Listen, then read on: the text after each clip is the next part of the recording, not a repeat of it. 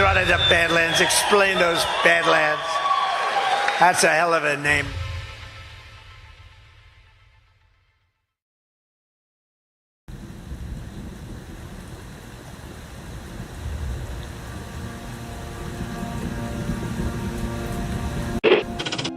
Mr. Vice President, I'm going off script again, I know, but I just want to personally thank you.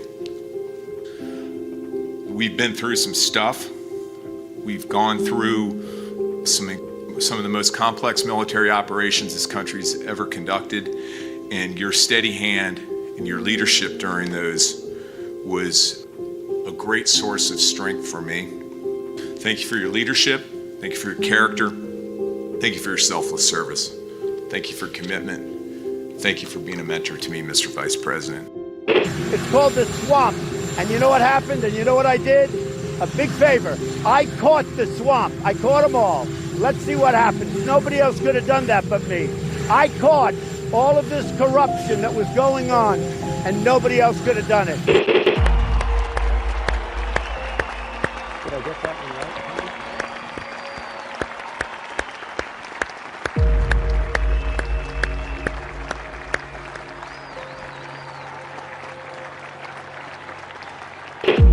Every 4 years, we gather on these steps to carry out the orderly and peaceful transfer of power.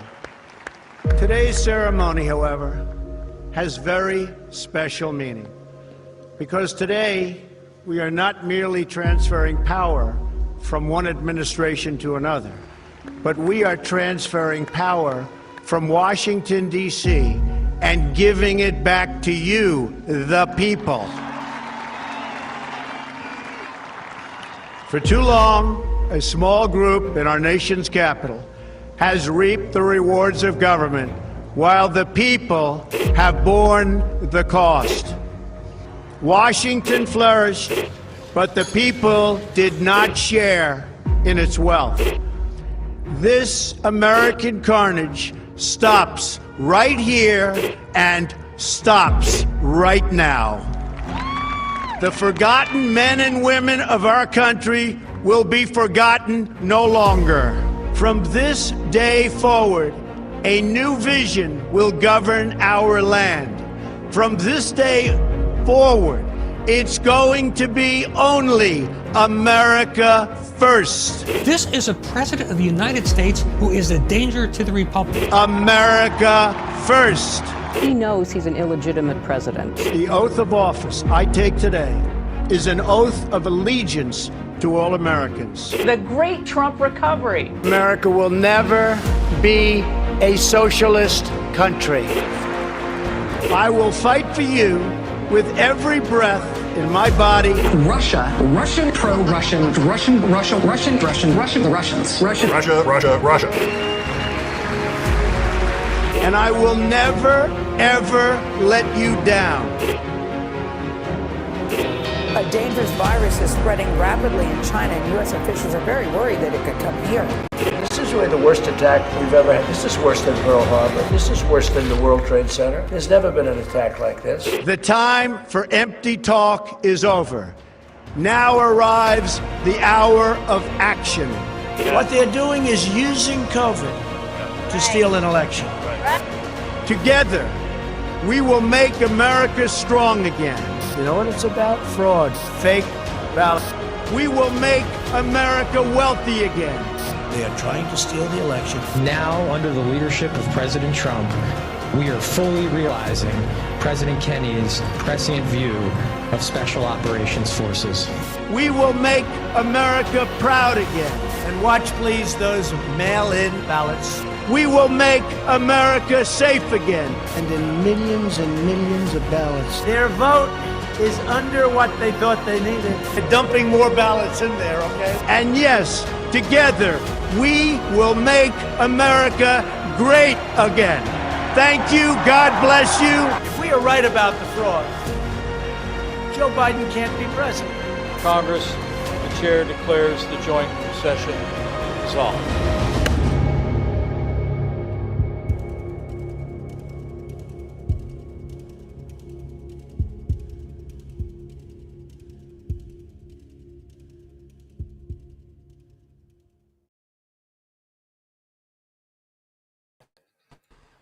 Good evening, everybody, and welcome to the Wednesday edition of the Devolution Power Hour. Mixed feelings, but we got Burning Bright back from his paternity leave.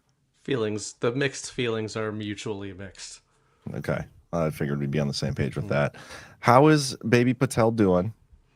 He's good. I just told John before the show that the poopening has accelerated. As it does. I tried to give Mrs. Bright. I put Mrs. Bright down for a nap before the power hour. I was like, you need a power hour power nap so that Dad can get back on the show, back to the info war. And I changed Baby Bright. He pooped as I was changing him, peed as I was changing him into the next diaper, and then pooped into the fourth diaper after that.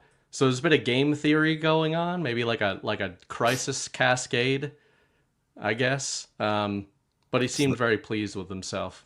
It's the Biden method, just constantly urinating and pooping in your diaper as you get changed. Right.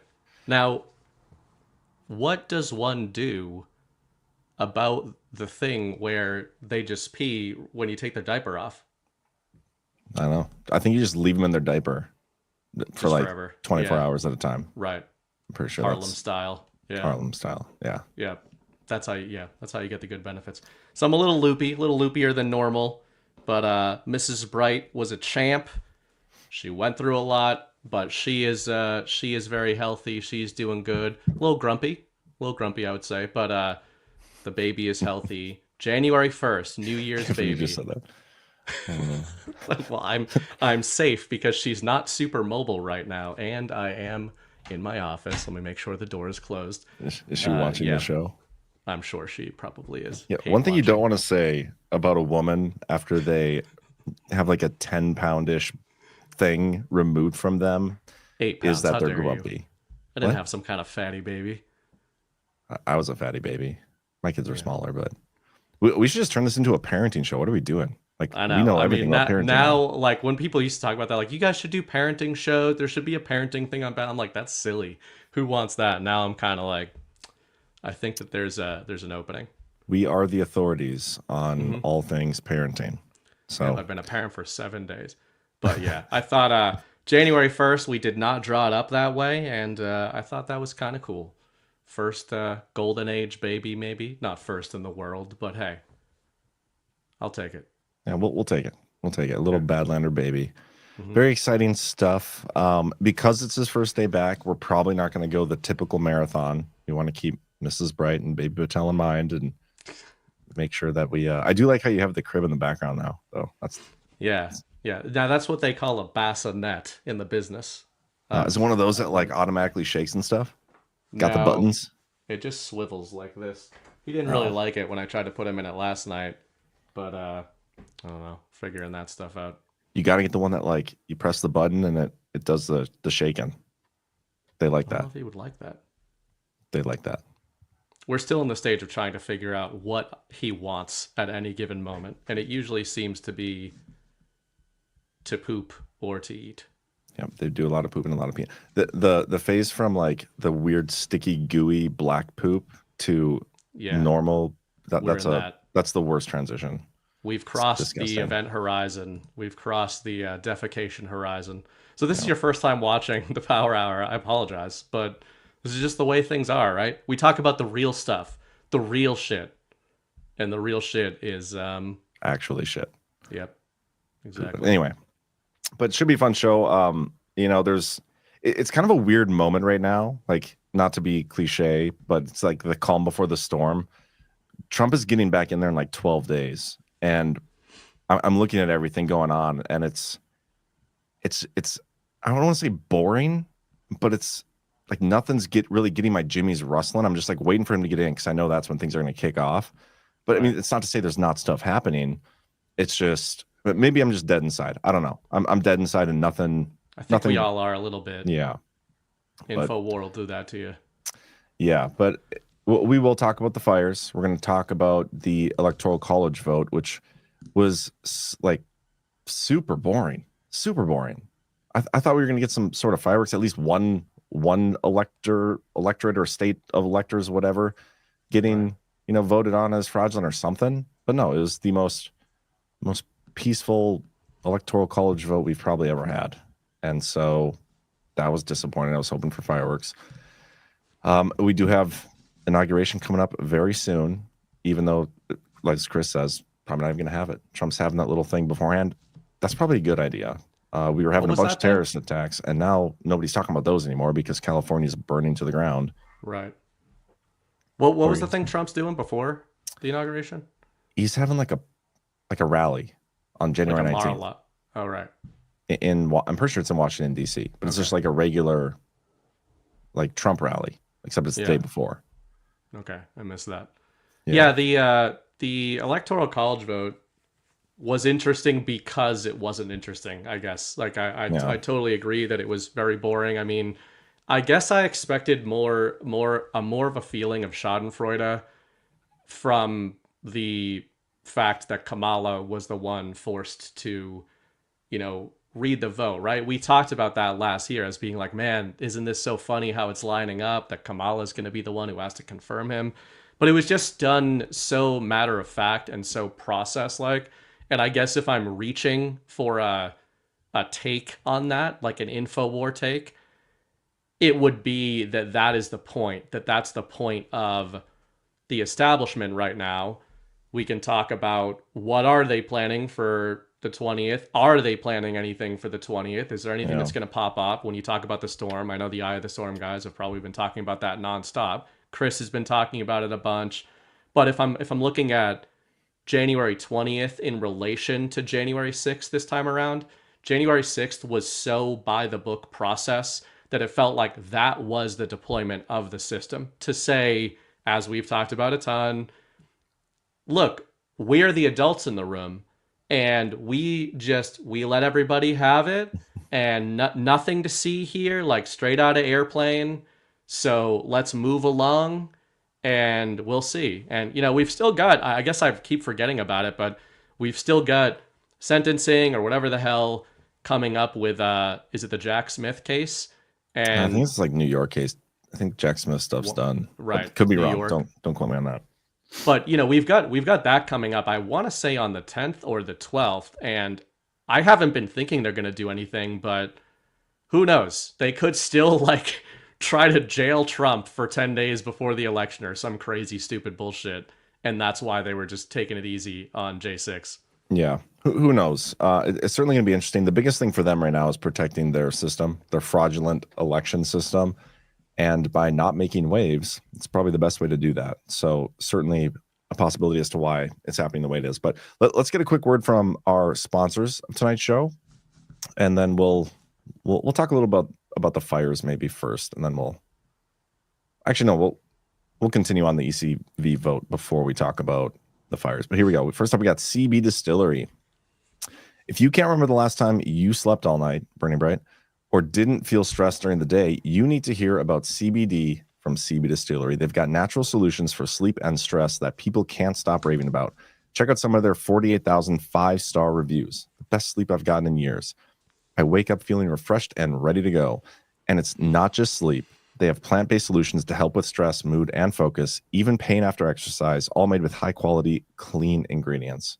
I really feel like you should invest in some of this now that you have a kid, Burning Bright. Jeez.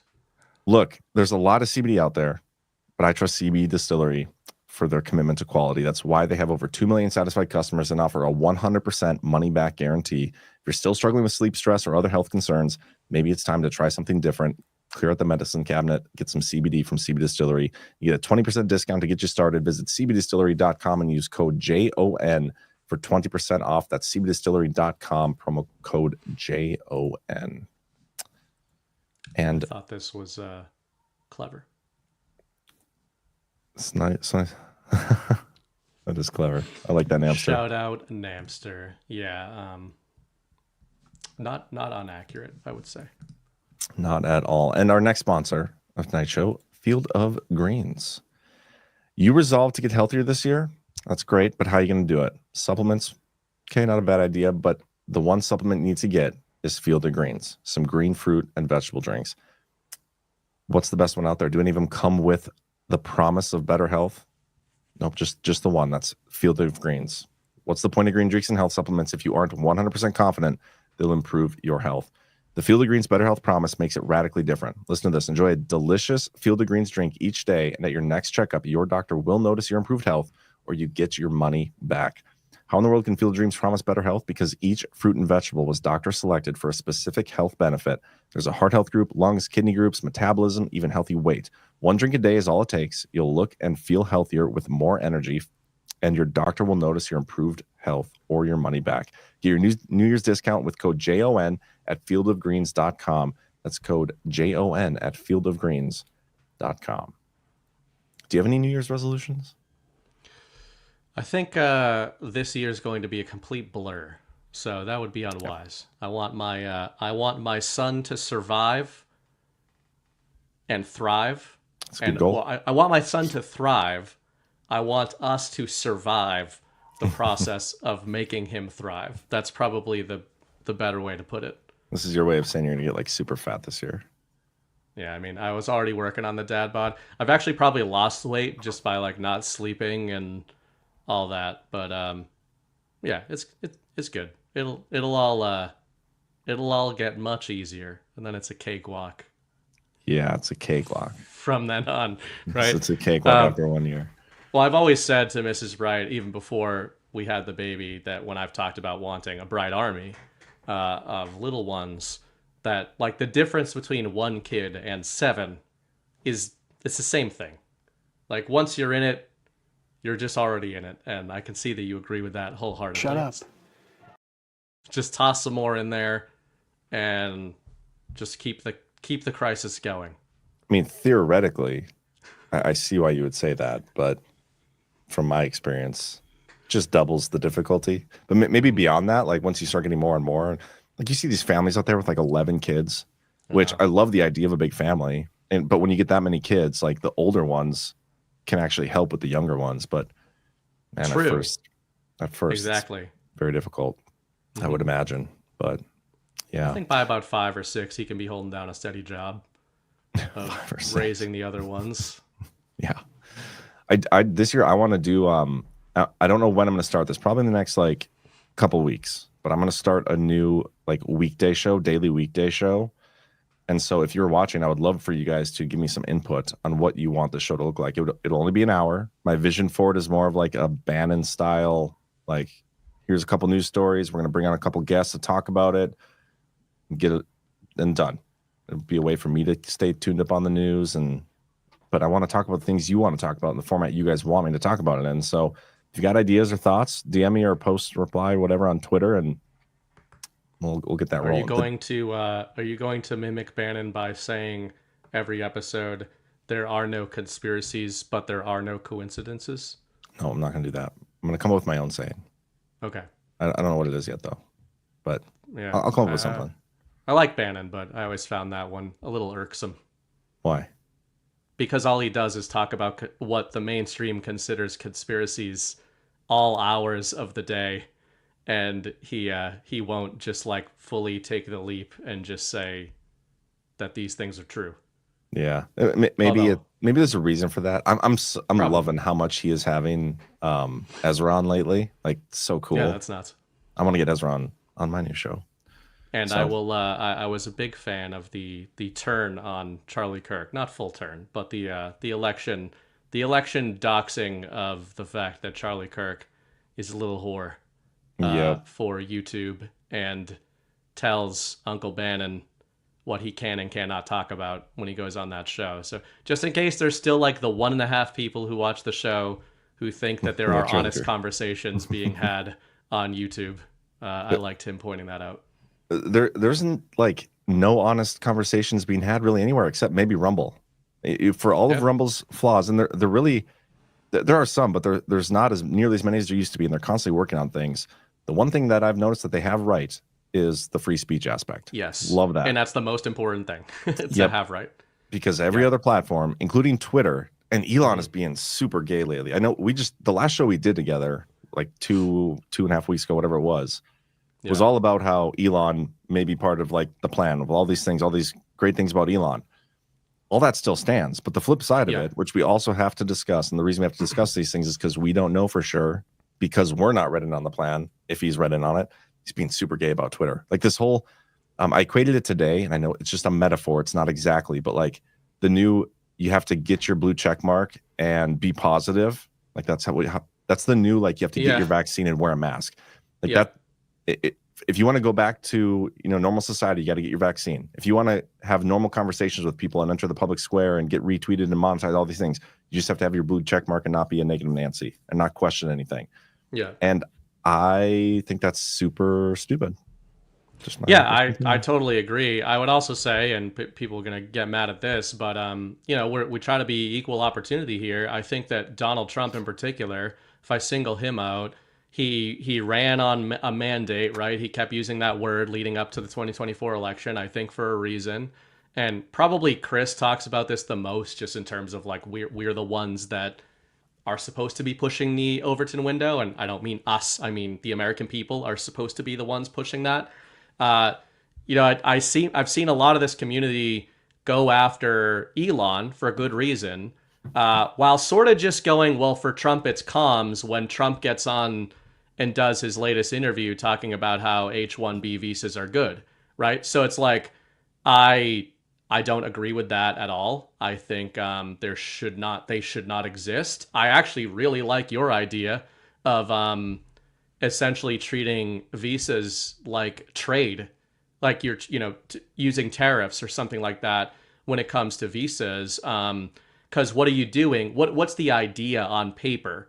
If you want to steel man the idea of needing visas in specialized circumstances, it would be that you're trading or acquiring something that you did not have from another country. Okay, well, slap some tariffs on it.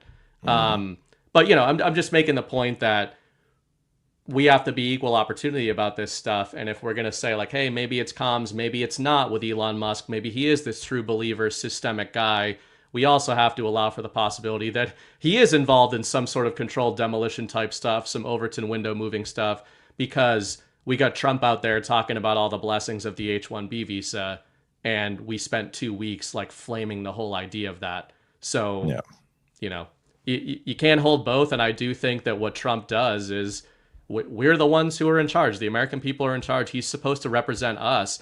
And sometimes it feels to me like him, and maybe by extension some of these other characters, they're almost like provoking the public to say, are you going to let us get away with this? Or are you going to push back and tell us publicly this is a line in the sand? And the positive thing about the H-1B visa thing is I think that MAGA overall did put like a firm stake in the ground on that. With besides the sort of the usual suspects, blue checks on Twitter. Yeah. It's exactly because of that mindset of like being equal opportunists when it comes to criticizing the stuff that you don't agree with. I mean, we should all be allowed to say the things we like or don't like or whatever. It's the calls for the unity stuff that like even people in our community, people who attend GARTs, some bigger accounts that are involved in the community, they're like, can't you see that they're just this is just part of the plan. This is all part of the plan. Like you don't know that for sure. Yeah. The only person that we know for a fact is a part of any plan is Donald Trump himself. Everything else is speculation. Yeah. And it has to be that way. And because of that fact, we still have to push the ball and move things in the direction that we think it needs to be.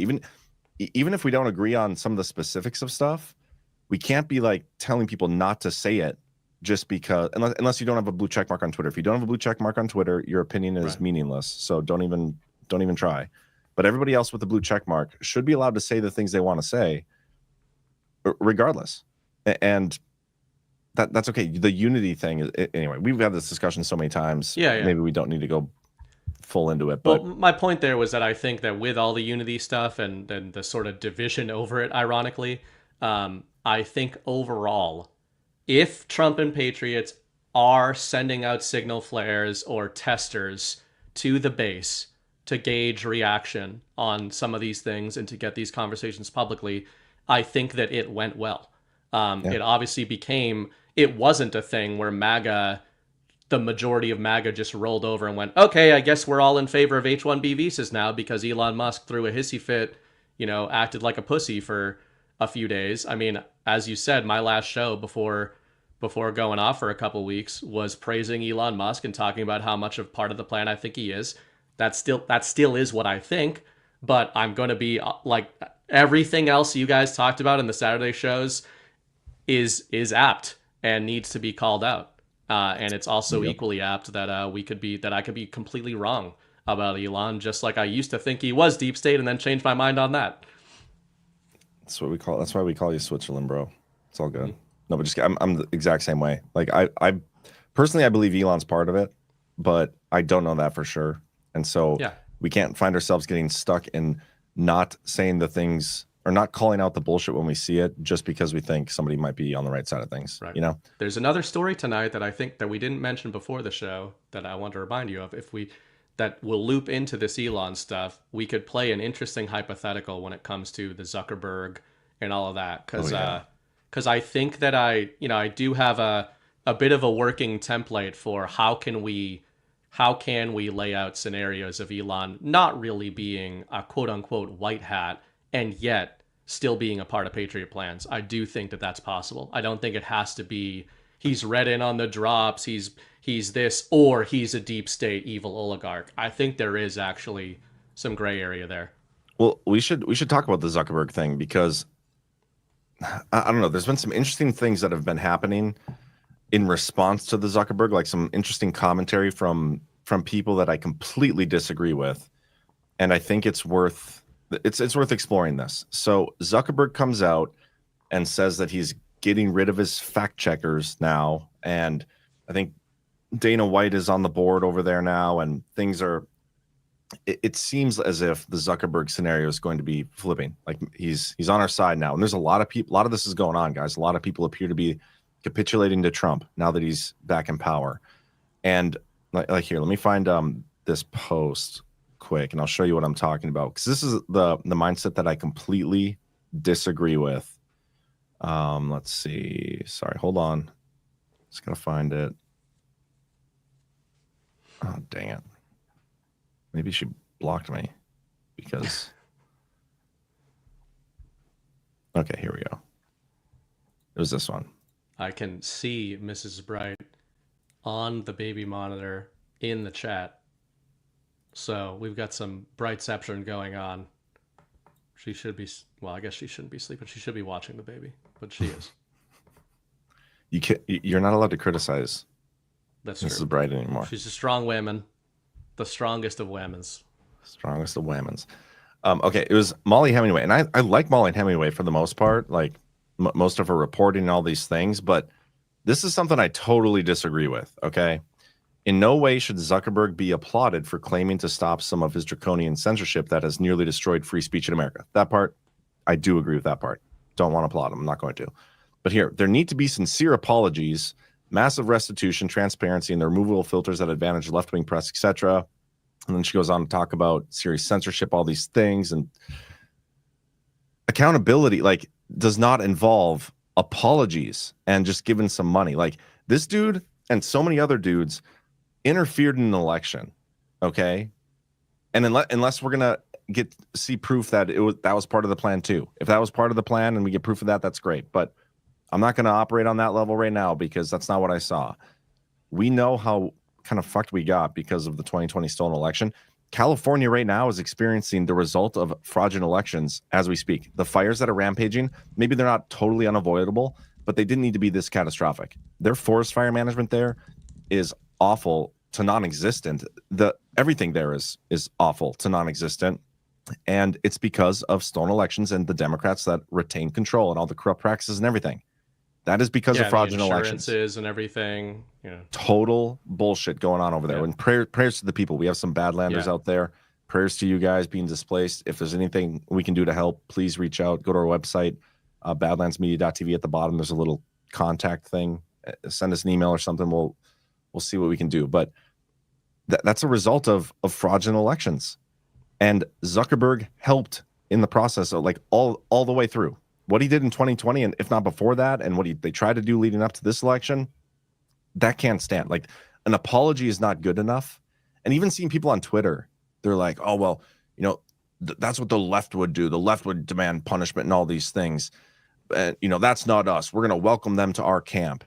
And I just like, I'm racking my brain. It's so the left they'll use lies and falsehoods and all these things and try to destroy and ruin us, but we can't pursue truth and seek justice, like justice for the truths that happen. Like these people actually did corrupt things, but we're gonna forgive that away and just give us an apology, a strongly worded apology, right, and you're forgiven. I'm not okay with that. I'm really not. Yeah, I agree. I mean, it's actually kind of funny. Shout out, I know Ghost started his Book of Trump show on Sunday night, and he talked about kayfabe. I saw the beginning of that. So, he talked about this stuff. We've talked about that a few times, but he kind of went in depth with Abs about the history of kayfabe and Trump being tied into it in its origins. All of which is to say, I've been signal boosting privately for quite a while. Hey, like, you remember going back like a year and a half, I was like, man, Zuckerberg is like at these UFC events, and they would just show him in the crowd for a few months, and then he was walking out with Alexander Volkanovski, a defending champion, who Volk asked him to walk out with him, which was a super strange move at the time. The UFC audience, the UFC base is highly MAGA. I would say like 80% plus MAGA in that audience. So there was a lot of confusion when one of the champions was endorsing Zuck.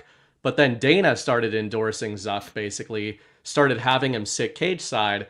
And I kind of kept noticing that, not as like, oh, Zuck is, I like Mark Zuckerberg now, but more so given the origins, given the relationship between Donald Trump and the combat sports world, the fake one WWE and the real one UFC, and the art of storytelling and all this kind of stuff, it was signal to me at the time of going like, there's something going on here with Dana White buddying up with Mark Zuckerberg, and then that was like the gateway of Zuckerberg slowly gravitating toward Trump, where I think it was before the election, I don't think he endorsed, or he did endorse Trump. Who? He didn't, Zuckerberg. Did he? He did or he at least, he would not endorse Kamala. He did an interview. I want to say it was 60 Minutes or something. Somebody in the chat can correct me. He went viral before the November 5th election, talking about how Kamala was not it, basically. The way I see all this, though, is to say that Chris uses the term TV characters. I use the term ciphers with Donald Trump, with Elon Musk, with all these people, right? The deep state has been using that strategy for generations. Like, so many of the characters that are our politicians, they're characters. The story of Mark Zuckerberg, if you watch The Social Network, which is the official Hollywood propaganda piece about him, is complete bullshit. It bears no resemblance to the true story of the Silicon Valley genius. And even if you look at that, most people believe that Facebook was a DARPA creation, right? So what does that make Mark Zuckerberg? A front man, which means he had handlers. So what I think is going on here is the deep state's puppets, the deep state's fronts and characters have simply they're now under new management. Sure. So everything you said I agree with, but I think the encouraging thing here is that we're seeing these characters in the tech world going over to Trump, and I don't think it's organic. I think it's that these guys were all intel agency fronts and creations, and they were basically given their get out of jail free card and said like, hey, you can go down with the CCP or the deep state, whatever you want to say, your Iranian controllers, or you can come over here and start fighting the good fight, and we'll get you away from those people. That's sort of what I think is going on with Zuckerberg. Yeah, I mean, I don't disagree with that framing, but to me, it's like I don't. That's not good enough for me. Like, these people, even if they're under new management, they still did bad things. That doesn't forgive away doing right things now when it's easy. When Trump won and he's gonna get in there, even though it was stolen from him in 2020, he never really wasn't president. What devolution? That's why you're all here. But it doesn't forgive the past crimes. And even Dana White, like, I like Dana White. Trump is obviously using him for his own benefit in a lot of ways. But I think a lot of this, like the Bud Light thing, where they came back and Bud Light, you can be a sponsor again. Joe Rogan's drinking Bud Light on the show. I still think Bud Light is super gay for what they did with Dylan Mulvaney, and I will never drink Bud Light again. Unforgivable. I don't care how many times UFC and Dana White does it. Like, that stuff doesn't change my mind. I want to get away from a scenario, and this is a very much a Chris thought, but I don't want the TV characters anymore. We don't need these TV characters dictating the course of our lives. We don't need it. Just let's expose the truth and the problems and remove them from the picture. We shouldn't have, like, Mark Zuckerberg and Elon Musk and all these people with the social networks. They shouldn't be allowed to dictate the flow of conversation. There has to be a way to create a social media platform without a single algorithm. You know what I mean? Like, why do we need algorithms? I'm not a computer guy. I've never understood it. But what they're doing with these is they are able to dictate all like your daily. They can dictate your entire life. They can dictate the reality that you see with these algorithms, and that's bullshit. And what Zuckerberg did was I mean, treason. We've talked about that. Maybe he's been taken over, but if we don't see justice for this shit, like, what's the point? Yeah, well, and I do agree with all that. Again, it's not to excuse him. It's more, I guess, maybe a different way of framing what I said about him being a frontman is that I don't think that Zuckerberg was ever making decisions for Facebook. This is my personal opinion. Like, I think he is a TV character in the very literal sense of the word. I don't think he created Facebook. I think he was an invention. Like, if anybody's ever seen Iron Man 3, it's a very controversial, it's actually a good Christmas movie, so you could watch it at this time of year. But there's a villain in that movie who he's like this terrorist leader, and he's communicating in these ISIS-style films, right? Where they release the footage and they're like, these are my demands, we're going to kill this many people. He's got this whole accent, played by Ben Kingsley, I believe. And when Tony Stark, Iron Man, finds him, he tracks him down to his secret lair. He sneaks up on him and he finds that it's a British dude that's in the middle of an orgy with his escorts, and that the British guy has been hired by an intel agency to pretend to be the leader of this ISIS sort of terrorist organization. So now, in the framing of that movie, is this Ben Kingsley character a bad guy? Sure, yeah, like, he's working for the enemy, but he's also not a terrorist. He's an actor he was literally a stage actor in the context of the movie that is hired to produce propaganda. That's exactly what I see guys like Zuckerberg. So I don't think we need to forgive these kind of people, but I also think that when we get really angry at them, we're also assigning importance to them too, right? And it's like, he shouldn't be important. To your point about these social media platforms, these single guys, these single characters should not be that important. We shouldn't be looking at these kind of figures and being like, what is this person going to do for us? And you can extend that all the way to Donald Trump, which is why a lot of us talk about, we hope to envision a country in the future where Trump is the beginning of this change of a new era, but that we're not like bowing down to the Trumps to see if they can save us from everybody. That's not a good position to be in. Yeah. So, okay, in line with what you just said, that entire scenario, if it is presented that Zuckerberg was just the front man, didn't actually do any of the bad stuff, and he's just the face of this, then I could understand and be like a little more forgiving of the guy. But until that's our reality, which it isn't, like, we have not been presented that evidence. We are being told that he's the creator of Facebook and all these things. Maybe it's a little debatable, but as far as we know, it's really not. And so until that reality and paradigm changes, we have to operate within that paradigm. Yeah. And so fuck Zuckerberg. You know, like, fuck him. Fuck all these people. Sorry, I'm like, it's just such a, like, a no fucks given mood right now, and will be probably until Trump gets back in, that I'm over it. I think it should be a permanent state, though. This is why I don't want to sound like I'm arguing against it. I think I've said this before on the show. I think one of my favorite refrains in the Q drops is, the choice to know will be yours. And I think that goes in many different directions. But one of them is this. It's the idea that people like us are talking about, we shouldn't need these TV characters. We shouldn't need this, like, who's controlling who's got strings on who. It's fun for me to analyze that kind of stuff and guess at it. But ultimately, that's not the world we want. Unfortunately, I think that I've certainly been disappointed enough in the common man to know that they don't give a shit about this stuff, and that there is a meaning to the shadows on the wall puppet show we're watching by both patriots and those against them. I think I understand why this pageantry and showmanship is necessary.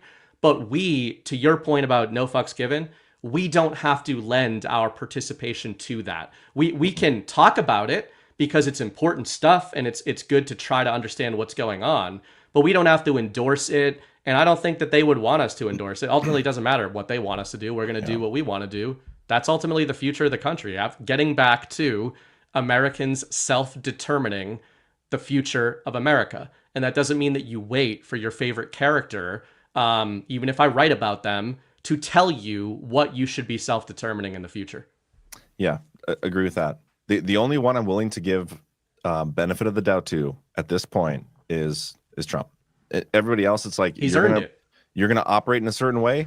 I'm gonna respond in the way that you deserve to be responded to. So, and right now it's a lot of middle fingers, but yeah, whatever. I do think one more point on the Zuck thing is that I wanted to loop. The reason I thought of it with the Elon thing is that I think Elon, good or bad, I think good actually serves a similar role. So I think that Mark Zuckerberg was a creation, a character created by the deep state establishment, by DARPA probably, or Intel, to be the face of this new age of techie bro, and these are our new oligarchs that we bow down to, right? The super kid, the super tech genius millennial kid. He was kind of the template setter for that character. Elon, I think, is being used by MAGA as an inversion of that. He's like the based tech bro reaction to it. But you know, if you just look around the game board, the reason I'm optimistic about this stuff, even though I think that a lot of these guys are full of shit and Zuckerberg we shouldn't forgive, is that it's indicative of this larger trend where we see Kevin O'Leary, supposed Trump ally, is trying to buy TikTok. We've got Nelson Peltz, Trump ally, going after the Disney board. We've got Dana White being injected into the Facebook board. And one day later, we see Zuckerberg make this public announcement. We've got David Ellison running Skydance, who purchased Paramount Pictures. Like the showmanship aspect of American culture is clearly, in my view, being taken over by Trump allies. And sometimes it seems like they're the ones who are leveraging these characters in front of them. Yeah, and I'm all about that too. Like you're absolutely right. It does seem that whether it's the hostile takeover or the getting on the board and subtly directed, whatever it is, I'm all for it. We just have to keep pushing this to a point where we get the public disclosure that we demand and deserve. If we forgive it and just explain it away, like let's move on. We got Trump back. We'll let Trump dictate everything, and we're just going to be fine. We'll let these people in with all the money and all the platforms and all the things. They can. The 24 firebrand influencers, like DC Draina would say, we'll just let them dictate our lives forever, and we'll just sit here and watch it happen. I'm not okay with that, and none of us should be. That is not America, and it's not the America Trump promised he would give us. And so at some point, we need to be the ones to create the vision for America that we want. And I think the simplest thing you can do is call out the bullshit when you see it. The simplest thing. And so I hope Dana White exposes Zuckerberg for the cuck that he is.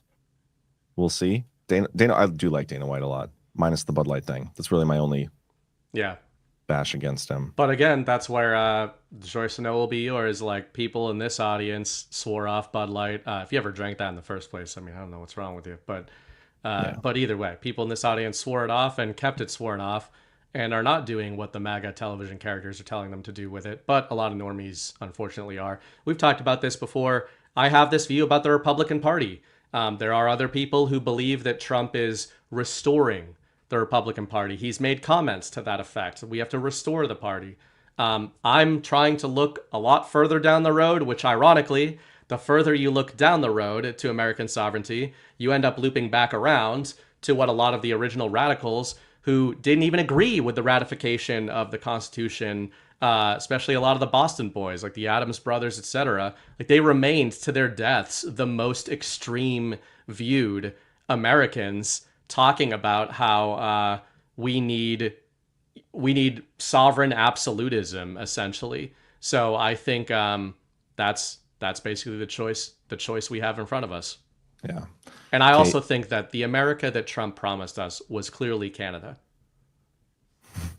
The America that Trump promised us was Canada. We didn't even mention Trudeau resigning. Yep. That's pretty incredible. We should Our talk boy about that. True didn't last long. I thought he was going to put up more. I thought this was going to be a story stretching through most of the year of him just constantly being embattled by the Canadian deep state, but he cucked out early. Yeah. So when I was down in Texas, went down Sunday, came back yesterday. The flight situation was the worst with all this stupid weather. But when I was at the game, I was in line to get a drink, and I was talking to this guy, a Montana State fan. So already he was like a little lower on my list of, yeah, okay, well, you're questionable.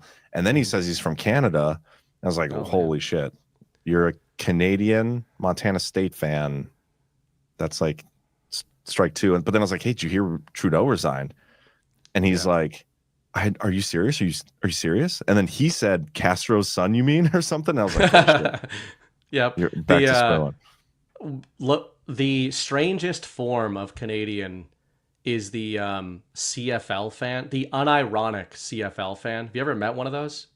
Unironic CFL fan. I Like, guess there you'd have to are explain what you mean by that. You know, so Canadian football league, for anybody who doesn't know, there is a Canadian football league. It's very strange and very, very silly. Silly rules. Yep. Very silly rules. It's like the classic case of we changed a couple of rules from real football to make it Canadian football. It's a little friendlier. They use this big football, this big goofy football. Like the football itself is like 50% larger. It's dumb. They get running starts with all the wide receivers. I think the they field have goal thing is like in the middle of the end zone or the front of the end zone. It's in front of the end zone. They've got 3 downs instead of 4. And it's strange, right? Well, it's like exactly what you would expect Canada to do to American football. Just make like it's just America, but just take some testosterone out of it, take some freedom out of it, take some excitement out of it, and you've got Canada. Like that's what you've got, right? Drain it. It's the vanilla of North America. And anyway, my point is there are Canadians who understand all of this. Most of them understand that Canadian football is not real. It's just this silly thing that they do, and it's an excuse to drink a lot and go to those games because they're like $5. But there are legit Canadian football fans. And anyway, I'm just saying, if you meet one of those, you gotta. My brother-in-law is one of those, and he's a nice guy. He's a nice guy. But once I learned how much he's a groupie, he follows the Argonauts around the country and goes to their games. Interesting. Like, I met a Canadian football player this weekend. He was a former Bison guy. He's down there. Met him tailgating. Was he serving the beers at the American football game? Because most of them have like 3 jobs. He's like super. He was tall. He's like 6'7" or something. It's like, holy shit! Are you not in the Canadian basketball league? Do they have a basketball league? Who knows? They've got a team. They've got an NBA team. Yeah, somebody in the chat said that, John, do you not like Canadians? I said the only Canadian I like is Real Miss Bright, and she's not even Canadian anymore. She's American. So That's true. I don't even know if that counts. Yep. But I guess we got She's Matt going to be Arrett. so pissed if they make all Canadians Americans after everything she went through to become American. I don't think that's going to happen. We can talk about this. Yeah, I don't either. Because Trump is like going all in now, even more on the whole Canada and Greenland and the Panama Canal stuff. Like he's posting memes with North America all being just the United States. And I think it's hilarious, but I don't think we're actually going to get there. I think some of this, the point of it is to get these people to demand their own sovereignty. Like Greenland they're slaves to, is it Denmark or Sweden, or I can't remember which one. It's all the same, but one of those European countries. Yeah, they're not even like really their own country. And so I think part of this push is to get them to decide for themselves, like, hey, screw that. We're just going to become our own sovereign nation. And then we can do treaties and make them a part of like this North American alliance, whatever. Same with Canada. I don't think Canada's actually ever going to become part of the United States. And I don't want them to until we fix our election system, because there are a lot of liberals, maybe. I don't know. What do we call them, liberals? I would say my biggest observation of Canadians, like taking away the extremes of the political spectrum where you have your far lefties up there as well.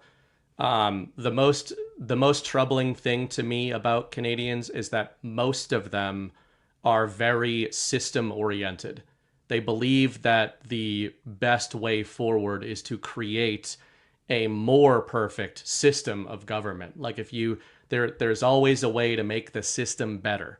And that's not really an American mindset. An American mindset tends to be about stripping away. So I mean, even Canadians who are, I would consider based and overall red-pilled, I will give a caveat and a shout out to Alberta and a lot of those kind of Canadians, like the hunters, the loggers, like those guys are basically MAGA. They're Canadian MAGA.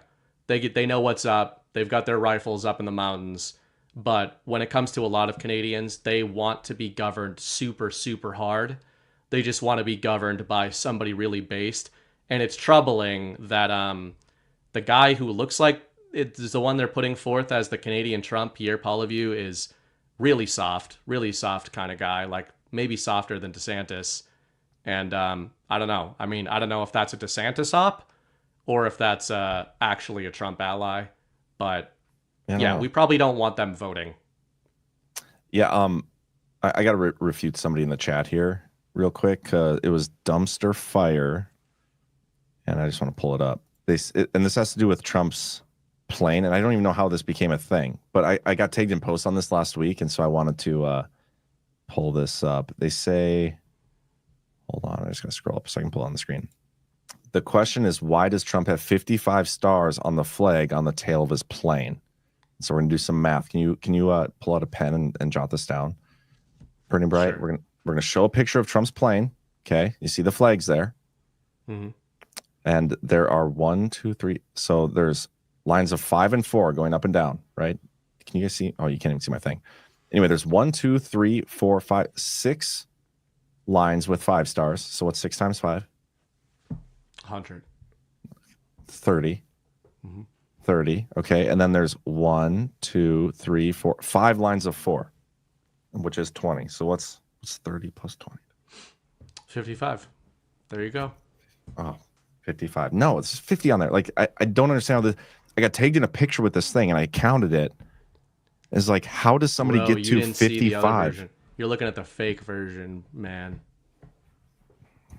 How many fringes are on the flag, though? Are there fringes? And I said, no, he doesn't. And then this person says, did you count them? Yep. Just did. Wait, I want to find it. Did you count them? Where's it at? Oh, dang it. Oh, yeah, right here. Did you count them? We just did. Yes. There's 50 on there.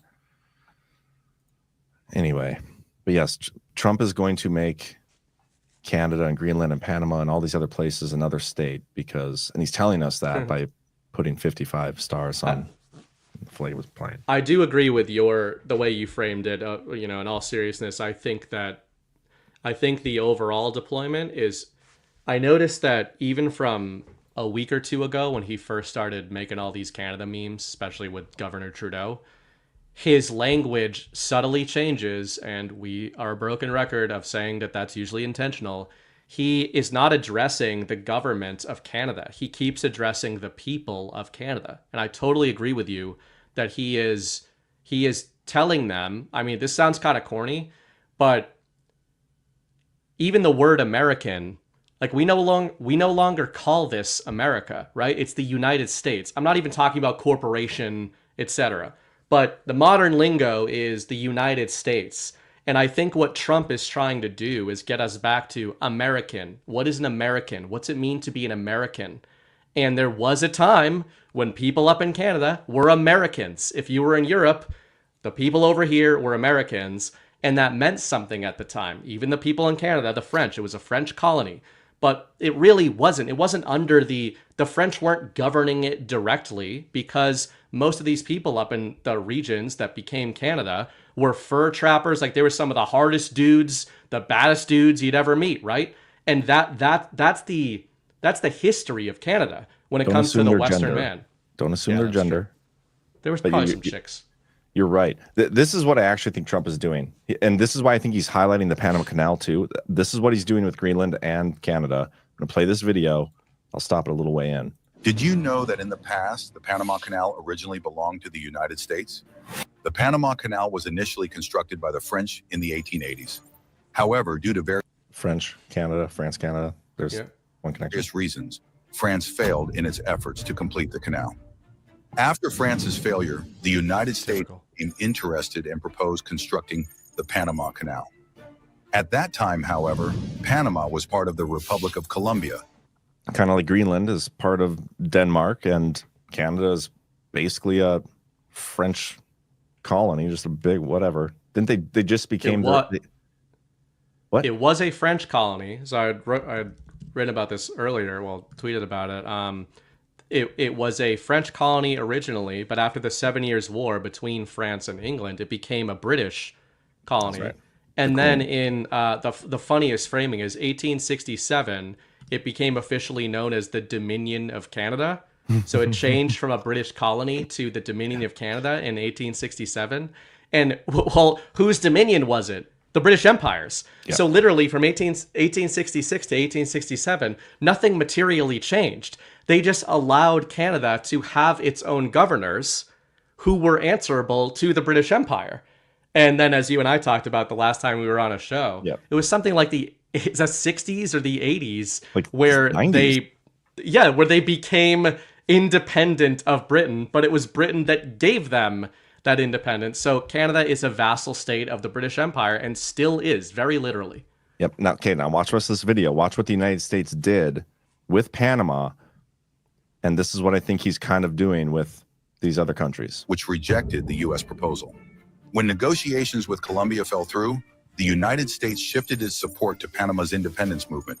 In 1903, with U.S. backing, Panama declared independence from Colombia. Following this, the U.S. signed a treaty with Panama that allowed it to control a 10-mile wide zone to construct the canal. This area was considered U.S. territory. The Panama Canal was completed and became operational in 1914. In 1999, the U.S. returned the canal to Panama under the terms of a treaty. Today, Panama has no... So that's essentially what I think is happening. I think Trump is pushing for Greenland and Canada to get their shit together, do their own little 1776 moment, and become sovereign nations, because that's so much better for us too, especially with the strategic, for strategic reasons, for trade, for all these things. They're our neighbors, essentially. I mean, not Greenland, but Canada. It's better for the world. Like, this needs to happen everywhere. And this is what I see happening. I don't think they're actually going to become a part of the United States. I mean, it'd be kind of cool, but I don't think that's what he's actually doing. He's memeing it into a reality. But you said, I think before the show, it's like he's saying all these things, but what is actually going to happen is going to be a much lesser and more tolerable version of what Trump is actually saying. So you should... Yeah, I mean, and a lot of people in this world talk about the art of the deal with Trump, right? His first offer is often his best one. Another term that people use in the business world is, or not even the business world, but between nation states, is anchoring. So it's a concept in negotiations where when you anchor an argument, you're presenting essentially an extreme, but a believable extreme. So an example to this would be, you go to a car dealership, you want to pay $10,000 or something, or you want $10,000 for your car, right? That's what you want for your trade-in. You don't go in and ask them to give you $10,000. You go in and ask for 12. That's your anchor.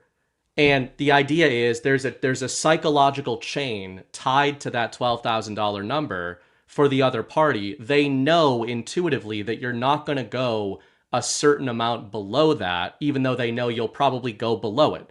If you went in with $10,000, you're not going to get it. But if you go in and ask for 12, you probably will get 10, because they're going to come at 8. You both anchor the argument, and then you probably end up in the middle where the chains meet. Trump does this, and Trump has established a reputation of making good on outlandish promises. So when he's out there being like, how about we just take Canada? How about we just take Greenland? What's probably going to happen, to your point, is something that is still seismic and changes the geopolitical game board, but that by comparison seems way more reasonable than that original deployment. Yeah. You're going to learn a lot about that stuff with kids, because I use that tactic all the time. I'm like, you need to eat 10 more bites of your food before you get dessert or whatever. Like, 10 bites, it's so much, but I don't need them to eat 10 bites. I just want them to eat like 4 or 5, and we negotiate. And the best is when they still suck at counting. And you're like, you need to eat 5 more bites of this. I'm like, well, how about 7? And perfect. And then you kind of, so yeah, you'll use that tactic quite a bit in your parenting. Yeah. But, no, I'd you're said, though, right. Yeah, go ahead. No, you are. I was just going to say, you said earlier, you think that it's more about Canada. It's not about making them the 51st state, I don't believe. I'd said earlier today that this is far less about bringing Canada in and far more about kicking the regime out. And I think that what Trump is doing, and I think this is going to happen, part of why you're seeing Paul Revere now take the center stage in Canadian politics, things are so bad there. We've talked about this on the show a few weeks ago. I think it's going to be worse in 2025.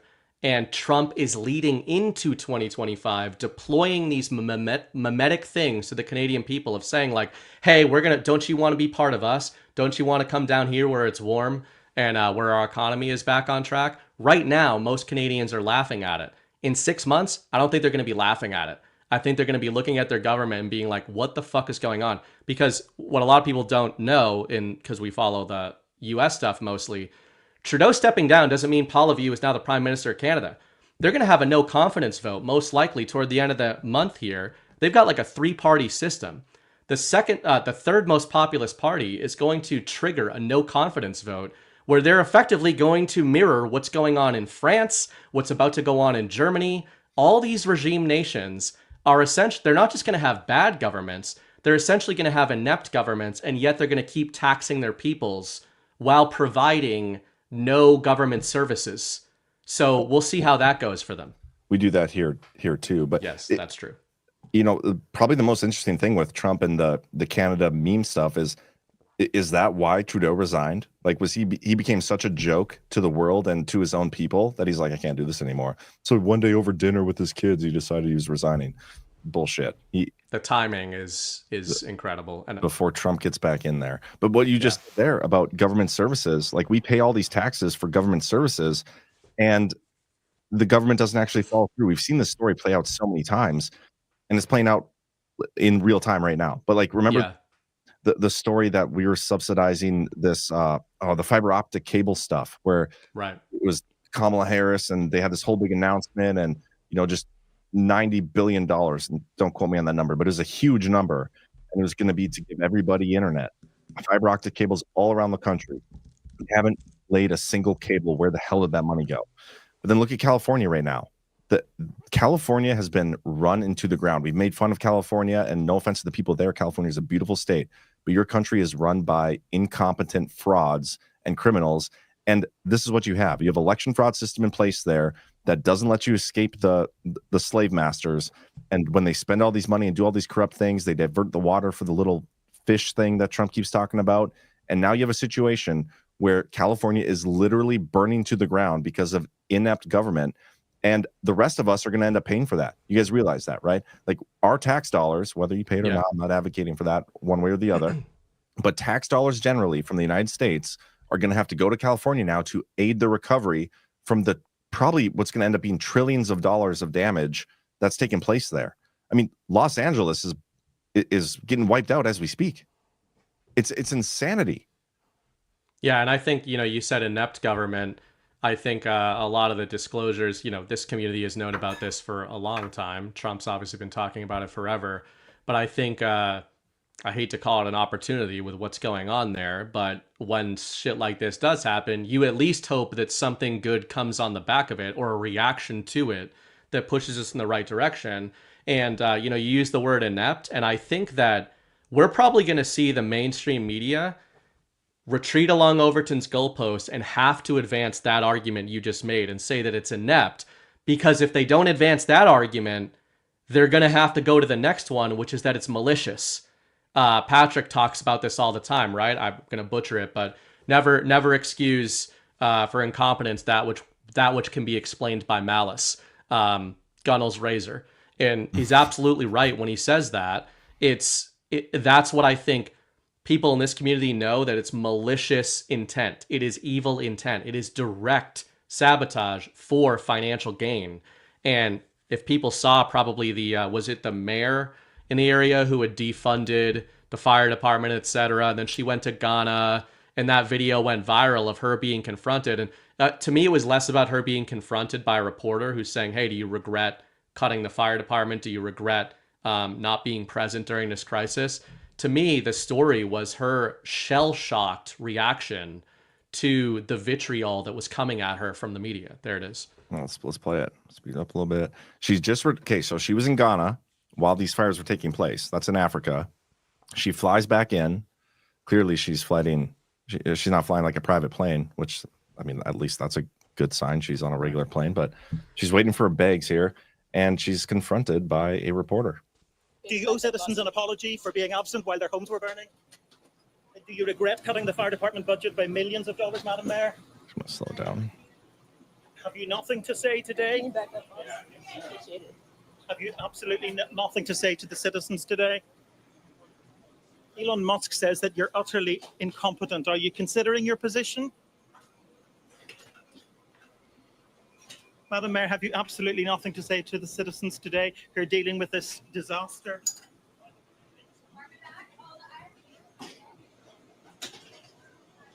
No apology for them? Do you think you should have been visiting Ghana while this was unfolding back home?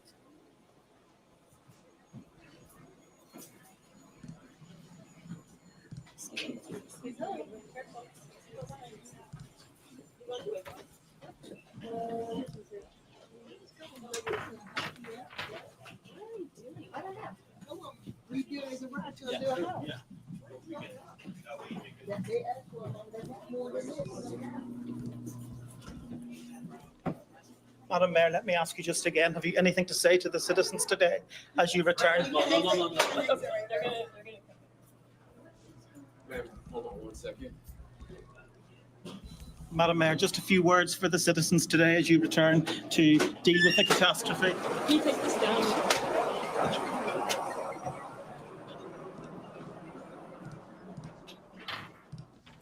David, as you say, she wasn't very keen to answer any of your questions there. And fire chiefs are also...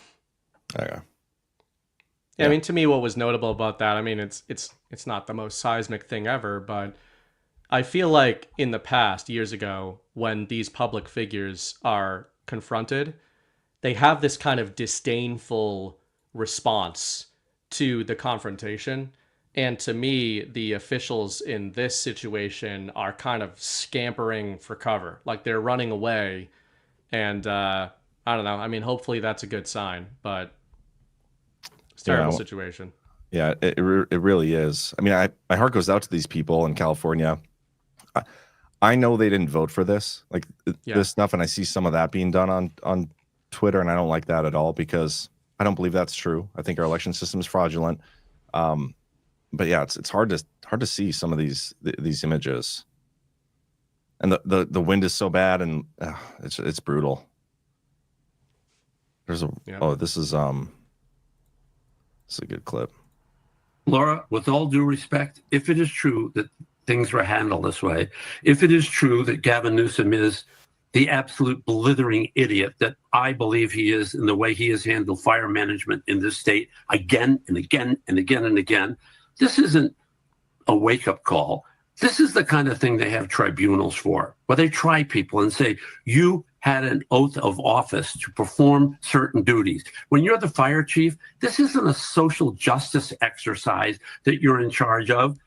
This is you getting water to areas that need water because there are fires in 100-mile-an-hour winds burning houses to the ground. I watched on a Ring camera a guy have to sit and watch his pet burn to death.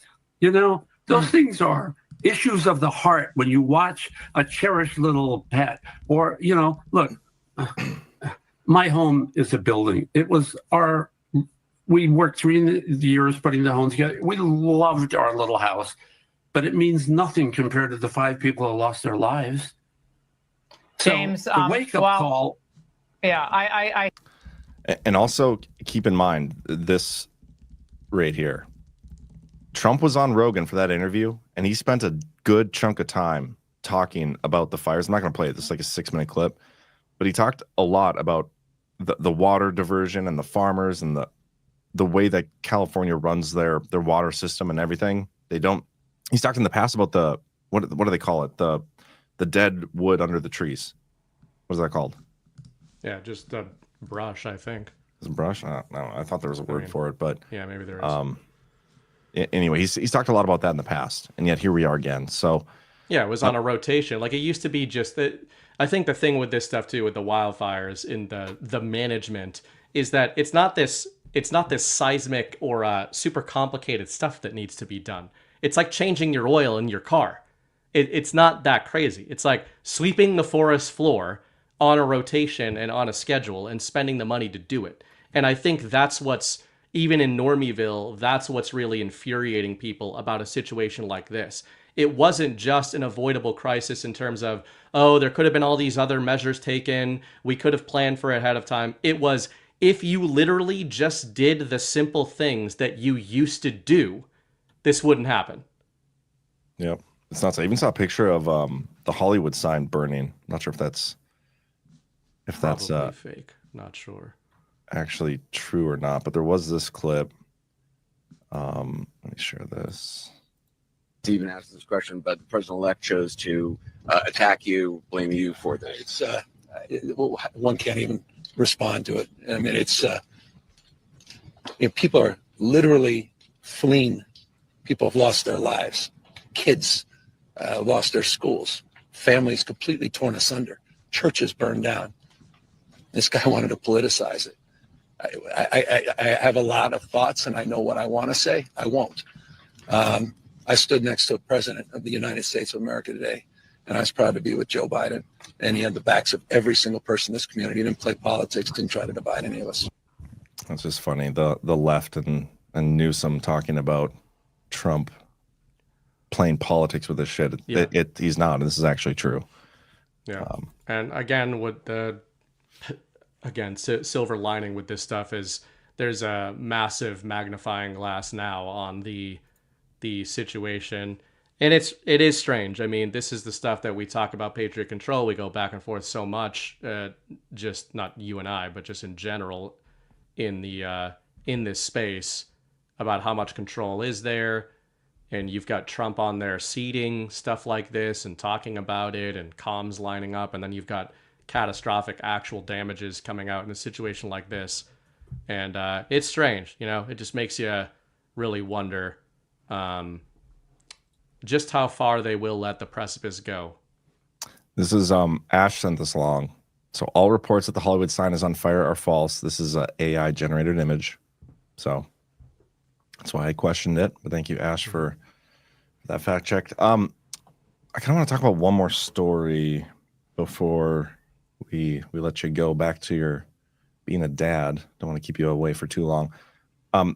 You sent this in the chat earlier in our private chat, and I think this is a good story, and it actually ties to another interesting story. And I don't know if you even saw this because we didn't talk about it, but did you see this about Taiwan investigating Chinese vessel over damaged undersea cable? Yeah, I saw Ghost wrote a thing about this yesterday, I want to say. And yeah, I largely agree with his point on it, that it's the incentive structure there for China doesn't make a whole lot of sense to me. This also mirrors a lot of the deployments we've seen over in the Baltic, where they keep trying to blame Russia. They're like, oh, this undersea cable was caught and there was a Russian ship in the area. So it's the same old crap. But this headline was interesting, and it mirrors one from, from October 8th. Trump and Putin have talked as many as 7 times since 2021, according to a new book. And you've got right here, Trump and Xi. We know this. We know that they're in communication. But it's just, when I look at headlines like this, it's not about what they're alleging, even if I say that it's true, that everything in this article is true. I don't think that's the important thing to take away from here. What I think is interesting is that the media is seeding the idea of coordination between Trump and Xi, and the idea of coordination between Trump and Putin, which they've been doing that for a long time. Now, why are they seeding that idea? Is it because they know that there are probably going to be very public agreements made between these men, and they're trying to increasingly poison the water on that and sort of now tie Trump and Xi together in a collusion angle, which is going to be a lot harder for them to do than the Russia angle, because the media was tricked into going full bore into the Trump versus China trade war narrative that Trump and Xi started with each other, right? Yeah. So now it's going to be interesting to see them try to backpedal and say that Trump is working with Xi and that's why he's bad. I love seeing stories like this because it's more examples of Trump communicating and doing things kind of behind the scenes that a president should be doing, but not at the time the president should really be doing them. You know what I mean? Like we're told that stuff like this isn't even really legal. I mean, now that he's president-elect and about to be there, maybe it's not as bad. But the one that I thought was interesting, yesterday when I was in the airport, I was listening to Trump's little press conference that he did. And there's a part of this whatever statement he made where he notices that his Middle East advisor is there. I can't even remember his name. So I'm kind of butchering this, but I'm paraphrasing most of it. But he's like, oh yeah, we're negotiating the release of these hostages, and he's been doing a great job for the last couple months negotiating the release of these hostages. And I'm sitting here thinking, like, you just said that your guy, your diplomat, has been negotiating the release of hostages in the Middle East for multiple months now. Right. Like Steve what? Witkoff. Yeah, Witkoff. Special envoy. Yeah, he said he's been working in tandem with the Biden administration negotiators on a last-ditch effort to reach a ceasefire and hostage release deal in Gaza. Yeah, let me see if I can. He called Witkoff a great negotiator. Here's a link. Well, I want to find the actual great clip. negotiator. Okay. So you can keep reading that though. He said Trump, who brought Witkoff to the lectern during a news conference at his Palm Beach, Florida residence, called his envoy a great negotiator and, quote, what we needed over there.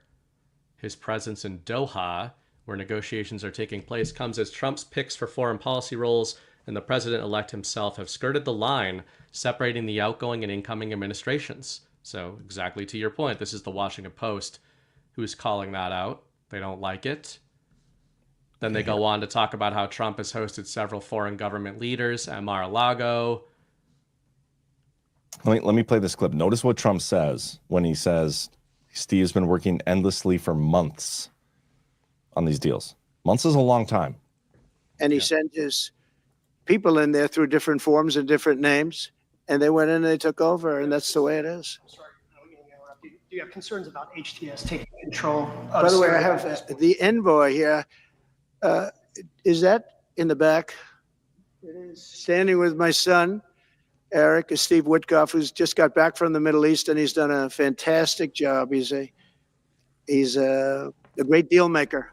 I said, what we need there is a deal maker, because nobody makes a deal. We have people that understand where the rivers are and where the meets and bounds are, but they can't talk. They can't make deals. Steve's done a great job. I just want to thank you, Steve. You've been working endlessly for months, and he's working specifically on the hostages, trying to get them back. My second question is... Working endlessly for months. Pretty darn interesting. Yep. Same story, different deployment. Yep. All right, man. I had one other thought that I didn't get to during the Canada discussion, and just on a super macro level, something I think is interesting. I mean, the fact that Trump is putting out all these memes and they've got the American flag all over it. What's it doing? Besides where it's going, what it's doing is it's putting this magnifying glass on the Panama Canal that you brought up, right? Like, people are looking at, hey, how did Canada start? Where did it go? Who do they owe allegiance to? What the hell is Greenland, right? It's not stuff we think about often. How did the Panama Canal come to be? How did Panama come to be the custodian of it? And I think that that's highly intentional when he's magnifying these things. But another thought I had today was, it's so funny that when we're reading about history, let's just take it for what it is. We read constantly about, we see a certain date, a certain year, and we read about these massive geopolitical, geographic alignments, nation state alignments, or changes. We read about wars. We read about new territories, treaties, all this kind of stuff throughout history, through the past few hundred years, from the founding of this country and on. It's just, history is littered with these sort of massive kind of deals and changes to the international game board. But in the last few generations, pretty much since World War II, in the Western world, that hasn't been happening. There aren't really these massive deals going on. In the last couple generations, there aren't these huge changes to the game board. And I think that part of what Trump is signaling here is, hey, I know nobody considers Greenland, and I know nobody talks about the Panama Canal, but these used to be deals and things that we just did as a matter of form, like the Louisiana Purchase, that all these agreements on and on throughout history. I think part of what's going on here is Trump just saying, like, if there's a deal to be done with any of these things, we can think bigger. We used to think really big. We used to think about what should we do for the future. And I think we've been trapped by the globalist kind of mind space, battle space, into this is the way the world is. These are where the lines are drawn. And that's just what it's going to be from now on. I think Trump is telling us, like, that doesn't have to be the case. Canada doesn't have to be Canada. Greenland doesn't have to be Greenland. And the U.S. doesn't have to stay what it is right now. And the more countries that, push for sovereignty, whether Greenland becomes part of the United States or just gets their own sovereignty from Denmark, I am all for that. Because I'd rather work with a country and an ally that is actually sovereign rather than slaves to somebody else. I mean, the globalist vision of the New World Order is all of us are one slave nation or country or world or whatever, and we can't have that. And Trump is building a future of the world that's completely sovereign, and it starts by pointing these things out and getting them to either join us and be sovereign that way or push for their own sovereignty. And I did see a comment in the chat, people asking about Jatriot. Let me read what he had texted me earlier, because I did text him. He said, I'm all good, man. Was up all night packing to get out as evacuation zone crept closer to me and my folks, but thankfully the winds died down. We didn't have to bail. No power or sleep, but all good. Many friends had to evacuate and just confirmed one of them lost her home last night, so a prayer for them would be much appreciated. Thanks for checking in. Yeah, guys, so pray for the people out there. Pray for the Badlanders and everybody. But J-Trade is okay. So, yeah, anyway, that is a good point, man. Glad you brought that up. What did you send here in the chat? Oh, that was just the WAPO article about Witkoff. Oh, gotcha. All right. Well, do we get any boosts? We do. Let me see. There's one from January 1st, but we haven't been here. Lionheart sent $250 over and said, Merry Christmas and Happy New... What'd you say? I've been here and I read that one. But anyway, go ahead. All right. Well, thank you, Lionheart, for doing that. Merry Christmas, Happy New Year, guys. Apologies for so long between boosts. Wife had a stroke at the beginning of December. Flipped our universe upside down. By the grace of God, she's doing better each day. Thanks so much for all you guys have done. I hope she is continuing to do better. And thank you very much for that. Absolutely. Joyce Marg, $25. CanCon. Oh, that's Badlands Daily. I don't want to read that. Do the Wednesday thing. Lionheart, again, $50. Hey guys, BB, congrats. Welcome to fatherhood, manhood. I'm sure John will agree. It's the toughest job in the world and the one that decides your legacy. Proverbs 22:6, Army of God. Thank you very much. All of them? Mrs. Bright is a rock star. I'm not just saying that to get out of whatever kind of Canadian jail, papier-mâché jail I put myself in earlier tonight. The CFL's great. She's a great mom already. It looks good on her. And I will say, John's seen him. My kid is damn cute. I know nobody says that about their kids, but... No, nobody ever says about their kids. It's cute. Hey, it's cute some kid. babies are ugly. Some babies are ugly. Let's just say it. Call a spade a spade. Call an ugly baby an ugly baby. I will say, the videos I've seen, he's much quieter than Burning Bright. So I'm wondering if it actually is his kid. But I already said that if he stays this quiet, he is more than welcome to become the new Wednesday co-host. Well, people who watched Story Hour last night will have heard him directly in the background toward the beginning of that show. So he's not quiet, but he's very specific with his demands. So, as babies are. Micro Toolmaker sent 2 over tonight, both for $117 each. Wow. Tried leaving a rant tonight, and Rumble wouldn't let me. Weird. Got to get this through. Where we go when we go all. Then he sent another one over. Here's another one just to piss off Rumble. I'm pretty tech savvy and still can't get Rumble to take my rants tonight. Maybe it's boost from now on. Well, interesting. We get more on of a that cut. note, first of all, go ahead. I was going to say thank you. We get more of a cut from Yeah. the boost, so appreciate Yeah, that. I was just gonna say, you know, like we love Rumble, as we said earlier. They're free speech. We have not run into any issues. I also wanted to give a shout out. I know there's like tension between them and X, Twitter, but Substack has never censored us either. But there are other. They've never censored me. They've never censored any of us individually, and they've never. They also allow creators to keep a ton of their cut. But yeah, to John's point, if any of you are wondering, like, where does more of your money go, whether you rant or boost, boosting does mean that more of your dollar goes to us. And but subscribing hey, on if you're- Substack, yeah. Yeah, if you're okay with the money going to Rumble, then that's not a bad place for it to go either. No. Is that all the boosts? That is. All right. We got a Cushy Syndicate became a monthly supporter. Thank you, Cushy. I did see a couple people gift some rants in the chat. I know the recent one was Counterinsurgent, so we appreciate that always as well. Thank you so much, Counterinsurgent. And then Cushy Syndicate with a rant saying, much love from the XRP army. Soon the Bitcoin guys will love us. Remember I said that. Think layer 2. We'll see. There might be room for both of them in the future. Who knows? I am not the super anti all other crypto, but Bitcoin has been pretty good to me. I will say that. I also did see that the DOJ dumped like $6.5 billion and seized Bitcoin today. Like they just did it. They dumped it on the market. That's probably what the crash was then. Yeah, I didn't see that. Yeah, pretty the crazy. crash down to like $93,000. It's not a crash, it's a buying opportunity. True. But yeah, but thanks, Cushy. Appreciate that. Vegas Deplorable 26. Congrats, BB. The no better feeling than having your first child. You're blessed. Happy for you and Miss Bright. Yep. It was pretty crazy. It sure is. PJW, Bernie Bright, you and I need to talk. I was LDRPRN. I can give you tips. 40 years of it. Oh yeah, Patrick sent me a text earlier. He sent me one too.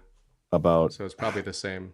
How to get the baby Bright to stop peeing on starting me? to pee when you get the diaper off. Yeah. Okay. Yeah. Tonight Tonight I was like, I have a great idea. I'm gonna change the diaper, and then as I did, he peed all over his clothes and everything, and I was like, well, this just wasn't the plan at all. The thing is like people have been becoming parents and having kids for like, I feel like a long time. I feel like it's been happening for a while, you know, 10, and 12 years at least. Yeah, it's not like a new concept. In my experience, like you're gonna get advice from everybody, unsolicited advice from basically everyone. You kind of figure it out on your own as you go. It's very instinctual. Like your kid's different. I mean, clearly he's your kid. He's gonna be a little different, but different from everybody else. He's unique. Yeah. He's gonna have his own. Beautiful snowflake. Yeah, he's a beautiful snowflake. He's a beautiful Canadian snowflake. You're gonna figure it out, and you'll be okay. For sure. 94 Patriot says, BB, the 0 to 10 pounds on the diapers package doesn't mean pounds of poop. Just a tip. He was trying to give that a run last night. We went from the black sticky phase to the full thing phase very quickly, very slowly, and then all at once. Yeah, that's usually how it comes out. The Meerkat, welcome back, BB. Congrats from one dad to another. Mine are 28 and 31, so believe me, it will fly by. Enjoy it while they still love you, while they still depend on you. Is probably the better way to put it. Barry Man, learning why they make them cute, because when you're sleep deprived, you need them to be cute. That is for sure. You like existed in sleep deprivation. That's true. Prior to the baby, so you should be adjusting pretty easily to that. Mrs. Bright is the one that's that it's rough on with the sleep deprivation. Is that why you called her cranky earlier? I said no such thing. I don't know if she's still watching. So rewind the show, Miss Bright. I'll clip it out for you. I'll clip it out. Yeah. Barry Man, drop search results 105812232. I don't know if you want to pull that up. Sure. Flaming Red Patriot. BB, you can buy a interesting. PPTP to place over the problem. Or an umbrella. Yeah. I mean, it's just messy. It just is what it is. You're gonna have to get used to that. I didn't think like the little things bother me. The stuff that people said would bother me. Like it doesn't bother me cleaning up, doing the diaper change stuff where a lot of people are like, that's the worst. But like getting him into clothes, I was very anxious about because I'm like, how do you do this? He's wiggling around. I'm afraid I'm gonna break him all the time because he's so little. I'm like, all right. So I'm trying to like put his little arm through a shirt. Seems like kind of a waste to me because they're just pooping and peeing all the time, and we're going through like 10 shirts, 10 like outfits a day. But he looks cute in his footies, so I kind of get it as well. Yeah, that's another thing too. Like, find the stuff that's more convenient, not The first one we put him in had about 30 buttons. Yeah, don't do and we buttons. swore it off immediately and went to one that had a zipper. So Zippers always. Yep. 100%. Did you find that Q drop thing? Yeah, it's a... Here, I'll share it. Yes, Ghost. We did put him in a car seat today. Well, we had to do that leaving the hospital anyway. But we did today to try to get used to it. And yeah, I'm afraid I'm like constricting him and killing him, but he survived. So this Q drop is We don't happy read the whole holidays thing, with but that's interesting. with Newsom and Pelosi and what happens when California is in serious debt and lost priority aid from the federal government due to sanctuary status. So, you know, what James Woods there said in the clip you played about tribunals, if you wanted public mandate for that kind of thing that would have seemed totally insane, this would be a way to get it. Yeah. Not that I think Patriots did this. I mean, exposing the people who did do it. Yeah. It does seem like these fires are deliberate. Like they... Yeah, for sure. Like how? How are they not? It's clearly arson, but Canadians. How come and who's behind it? Who knows? 1027 JS, congrats BB and Miss BB. Thank you, Joe, for the rant. Golden Age. Congrats, BB. Here's some fiat to start a Bitcoin piggy bank for the boy. There you go. Yeah, I hope if things are going well in the world, then this kid will be thinking in sats by the time he's thinking about money. Well, you could just teach him in sats and he'll never know anything else. Yep. Woke Antichrist. BB, having a tidy house is overrated. Congrats on the boy. I can vouch for that. Yeah, Mrs. Bright's like recovering from the hospital, and by day 2, she's like trying to clean the whole house. But yeah, Post over hope, discernment, the ability to make smart judgment. Good name for a new show. You're good with that, John. I was actually thinking of naming it the Daily Herald because it's my last name, and I love puns. So unfortunately, that's one that does work exceptionally well. It does. Just probably what I'm gonna go with. So the hard part is the thumbnail for it, the graphic. Been playing around with stuff myself, and Patrick's. Well, somebody said he's in your head about the Italian thing. Yeah, he's like, you look Italian in this, so can't do it. And then I asked the group chat. I was like, does this look gay enough? And Chris was like, well, it's like appropriately gay. So right, which kind of makes sense. Kind of what I was going for, but also now I'm doubting it. So we'll see. You know what you should do? You should go full like the Newsies. The Newsies? Like put yourself in a like a Newsies hat, like one of the, what do they call those? The Irish little caps, like a paperboy collar, like a crier. I mean, maybe you should find a picture. The Newsies? Actually, movie, just the Newsies. I've never seen that movie. Oh my goodness, it's very silly. Christian Bale. The Newsies. The Newsies, 1992. I'll show you an image of what the Newsies look like. This is what I imagine. On the edge of my Daily seat. Herald. Yep. This should be the whole vibe. Oh, the Peaky Blinder hat. That I get. Yeah, but gayer. The Newsies is a goofier version of it. All right. Before he was Batman, he was just a humble paperboy. I don't get what that has to do with a new Rumble show. Well, if you're afraid that your thumbnail is looking too gay and that it won't be obvious to the audience that it's supposed to look stupid, it's supposed to be catchy. Yeah. Ham it up and like put a Newsies outfit on. Well, but I don't want people to actually think I'm gay. I just wanted to question it, you know? Right. Just like wonder a little bit. Get them curious enough to come watch. Right. And then we'll see. Bicameral, bi-curious. Yeah. The lines blur. The Final Demand. I love the idea of the new show. So it's a sequel to The Daily. Can you name it The Daily Deuce? I like that. In honor of the first time I learned there's a black runny phase followed by a brown phase. Grats, BB. Yeah. True. I missed the Black Runny phase already. Yeah. My original vision for Badlands Daily is going to be what this show is. It's like just a 1 hour show, quick hits of the news, and like maybe some interviews. But then when I did it with CanCon and CanCon kind of took it over, it became like a 3 hour marathon show and just couldn't do it. So, but yeah, it'll be sometime after the daily. Well, I'll announce that stuff once I get it all nailed down. Got some work to do yet, but Wedge Gravy, algorithms are nothing more than an ordering system, like arranging the alphabet, and we need public executions for what has been done to this country. I'm not going to advocate for that. I just want some I've got no justice. problem with algorithms. I've worked on them quite a bit in my other job. But what I have a problem with is platforms pretending that they are open platforms or organic platforms. And the word organic is an antonym to algorithmic. Algorithmic, it means that you are boosting things that meet certain markers. So that is the opposite of organic. There's no such thing as organic discovery via algorithm. But I think algorithms are useful. It's just that if you've got a speech platform, you've got to, you should be able to turn it off and on. Maybe that's Yeah, and maybe algorithms are required. I don't understand enough about it to know why that's the case. But it is.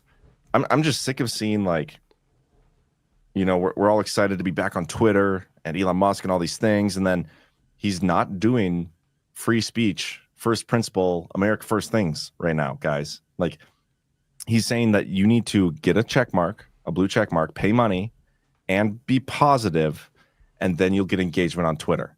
And then you see all these other people making thousands of dollars on Twitter just cheering it along, like, yep, this is great. Everything's great. Free speech, America.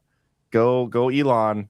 I'm just going to only verified people can respond to me now. You know, like, that's super gay. That's just super gay. Yeah. And I'm not going to cheerlead for it. I'm going to call bullshit when I see it. Maybe the bullshit will stop if enough people start calling it out. If you guys want to cheerlead it along, that's cool. I doubt this audience does, but anyway. Nevada Runner. Bud Light at concerts and sporting events was like CNN at airports. We weren't really given another choice. That's a good, that's a good point. That's a good point. But I would not have admitted to drinking Bud Light. Yeah. Like, if I have to pick like water beer, then I always grab a Coors instead of Bud Light, just because it doesn't taste horrible. It just tastes like nothing. I should do ultras. Less calories. That's kind of gay. You know. MG Shepke. Thank you for all you do, John and BB. Always keep us informed of the real deal. God bless and congrats to you and Miss BB. By the way, hit that thumbs up, everybody. We appreciate that. Appreciate it. Don's breaking. Yin's Badlanders in Pittsburgh will have our 1 year anniversary meetup Sunday, January 12th at 5 p.m. Go to badlandsmedia.tv/groups for details. That's badlandsmedia.tv/groups. Ask to join Yin's or PA Badlanders on Telegram. Hope to see you. That's awesome. Love the meetups. And congratulations on the 1 year anniversary. Sleep State. Count Hard sounds like a porn actor? I don't get it. I don't know. Know what you're saying there. Don't get it. Kitsko. Technically, all residents of North and South America are Americans. Well, I think that is kind of, I think that's part of what Trump's saying there. Like, hey, you guys in Canada, you used to be the same thing as us in terms of, I don't mean United States Americans, but they were frontiersmen. They were Americans. They were free men. So where did that go? Yeah. People in the chat are saying that ultras are gayer. I agree with you in theory, in principle, but they didn't have a trans person on the can, so technically not. They're theoretically, gayer, yes. Trans or right. Theoretically, they are gayer, but not actually. Now, Con Inc. on Twitter would fully accept the gayness to compromise so as not to accept, because they don't like transgenderism, but they love gayness. Just rampant, ball-chortling gayness. Yeah. They embrace it. They all have black friends, too, which they're very proud of. I have one. I have Cam. Cam Cooksey is my black friend. Charlie Kirk has even infamously paraded around his gay black friend at TP USA events just to show people how open he is to all that See, I'm stuff. not gay enough to watch TP USA events, so don't know what you're talking about. Sleep State, all flights to Greenland go via Europe. Bad for U.S. tourists. That sucks. Tracy Thompson, 1971. True Dope didn't resign. He said he will step down once a new Liberal leader is picked, and he put a pause on Parliament until the end of March, so Parliament can't commence to do a no confidence vote. Good correction there. And I like it, Tracy, because there is still hope for our boy True yet. Look at how much Biden is doing when we haven't even been talking about him as the president for months. And he's still rascling around in there. Patrick J17, congratulations, BB. Make sure your girl gets sleep. Get some when you can. Wait till your little guy laughs profusely. Make sure you get a video of it. Yeah. I put Mrs. Bright down for a nap right before the power hour. Can't tell in black and white baby cam imagery how tired she is. Yeah. And you probably haven't thought of like taking pictures and videos of the baby either. So no. Yeah. Make sure you do that. I immediately, like within day 2, I was like, yeah, unfortunately now I get it. Now I get why like people just take pictures of their kids constantly. But hey, I'm still sending them to the boys. Yeah. There's a time limit on it, but I mean, at this few weeks of it. Yeah. And the dog, but Wolf Bright, people will be pleased to know, absolutely loves him. So that's gone good. well. Lindsay Joy McLemore, fire fuel is the term for brush. Fire fuel. Underbrush is what the chat corrected me to earlier. Timmy Bro 1, after an hour of the brief and 2 hours of daily, I'm not sure what your new show will bring, but I love DPH. It'll bring... What could you possibly follow up CanCon with? It'll bring a much more concentrated version of just the headlines, and I'm going to have guests on. Like, when Gavin Newsom's being a retard on California stuff, I'm going to bring on a California person to talk. I'm bringing on Gavin Newsom to explain himself. No, but yeah. Another 179, $5 for new show and $5 to take your son to a CFL game, BB. I don't know if that's ever going to happen, but we'll see. Dude, you can get 2 tickets, probably lots of beer and food for $5 at a CFL game. One thing I'll give, on the subject of like just bad beers and light beers, I'll give the Canadians something. Molson Canadian, not that you buy here, but that you buy in Canada because it is literally a different brewery and different recipe, is excellent in terms of just drinkable, like golf course, football game beer. It's better than Coors, better than Mick, better than Bud Light. It's good shit. So they've got... save the queen, man. That was gay. You just praise Canada. Just their beer. Acceptable. T for 7. Fires have reached the Getty Museum grounds. That's where Q said, if you thought Epstein Island was bad, wait till you hear about this place. I wonder if we will get any disclosure. I think January, Chris has talked about this. I don't know if he's talked about this on his show or just privately, but he certainly thinks we're getting some of that later this month. And if you look at the pattern of disclosures or the story of Epstein stuff surfacing, it tends to be in January every year. So, yeah, we'll see. The key is to not let that take your eye off the ball from whatever else is going on. Yeah, don't get distracted, guys. Pureblood Sailor, $17 for Baby Bright. I missed one here. Camo Hat Guy. John, there's a new show on Discovery called Harpoon Hunters. Might be insightful for your DEI drone extermination initiative project. I like that. I will check it out because harpoons are the best way to exterminate drones. LRK 1991. John and BB, you should listen to the Badlands version of this guy's song, Right Against Wrong. And then the Truth Social. I will check that out. I did. I retruthed that at the time. Is it pretty good? Yeah. Jeff J Music. Yeah, it's good stuff. I retruthed that a couple weeks ago. So shout out to Jeff. Thanks for doing the cover. Yeah, I'll retruth it, and I'll check it out after the show, man. Ash 1776. This wasn't the plan at all. Is something you will say often for 20 years at least. That's where I'm at. Congrats, BB. Yeah. I mean, the plan of no plan, no mind. That's we must be Zen warriors, I think. Yeah. with this stuff. Mrs. Bright in the chat says another Canadian beer that's excellent is Steam Whistle. It's a Pilsner. It's one of the best Pilsners you'll ever have. They only make it in one place, one factory, and they only make one beer. They don't make a bunch of different offshoots of it. I haven't gotten the beer as a Christmas present even once from you guys, so it must not be that good. But whatever. I'm not butthurt about it. Hugh Man 17. So happy to finally hear the pitter patter of baby Bright paws. Long live the mighty clan of Bright. Where we go one, we go all. Mm-hmm. Shout out Hugh Man. One of those Brits, but he's one that became American. Barry Man, $100 for the baby Bright. Congrats. Much appreciated. Kim Navillas, BB, congrats. Look up PPTPs. Saved me a ton from unwanted golden showers. Sounds kind of gay, though. Any TP that I stay in is a PPTP, I believe. My dad built us an actual teepee, a full-size teepee, like out of sticks and stuff when we were kids. Full size, of course.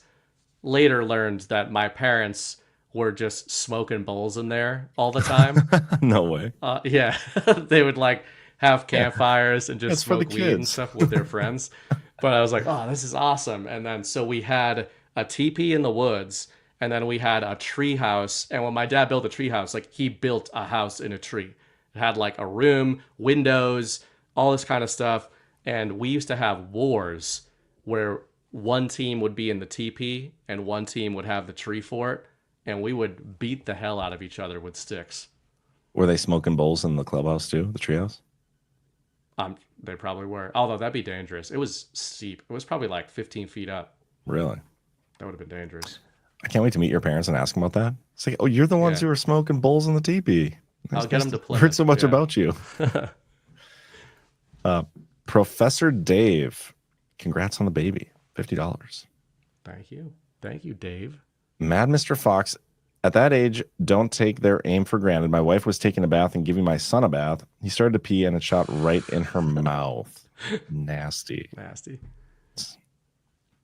Thank you for the rant, though. WTBY free. Congratulations, BB and Miss BB. The best thing in life is a little one. And you don't realize it until you have one. Be careful what they inject in him, though. The answer is nothing. Good for you. Absolutely nothing. But they try to, they actually were pretty good about it. But they use some fear tactics to get I noticed the one that I wonder if this is new. Not new. It's not a new thing, but I think the pressure campaign and branding campaign has shifted on vitamin K. And my theory around that, my conspiracy theory, is that vaccination rates are shooting down since the COVID era, even in Normieville. Like the compliance rate is way, way down, right? Mm-hmm. So I noticed when they offered us vitamin K shots, unprompted by us, they made sure to explain emphatically that it was not a vaccine. It was an injection, but it was not a vaccine. So they seem to know that the word vaccine has lost a lot of cachet in the American mind. So now they're trying to brand everything as vitamins. And of course, when I asked them, now, why would a newborn baby not be born with blood clotting agents in their blood like vitamin K? And the answer that I received was, I don't know. That's a good question. So, wow. Yeah, I mean, it's almost, to me, it's probably a reason that they're born like that, but. Probably. And baby's doing just fine. Yes. Camo Hat Guy, congrats, BB. The Lakota believe a baby becomes human when they first laugh. Interesting. He hasn't laughed yet, but he smiles by accident. Usually after he farts. Usually gassy, yeah. NAS fan, $20. Pro tip, always change diapers with your mouth closed. That is a great tip. Okay, yeah. Yeah, I changed 4 in the span of 20 minutes earlier, so that's a record. Awesome. That's all the rants. Maybe we'll listen to this Badlands song to close out the show. Since never heard it before. But yeah, hit the thumbs up, everybody. And a good show, BB. Go take care of your wife and kid. Yeah. We'll end with this. What the heck?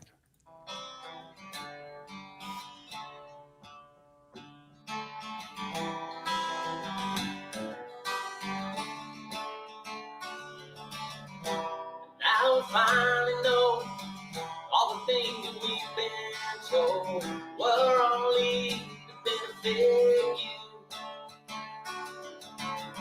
It was all sounding so great. Pulled heartstrings out what you play. Not much about you is true. These lands we call back, we fight and we stand.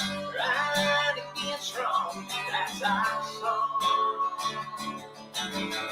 Honesty, true, they both see right through. Lies and abuse, we see.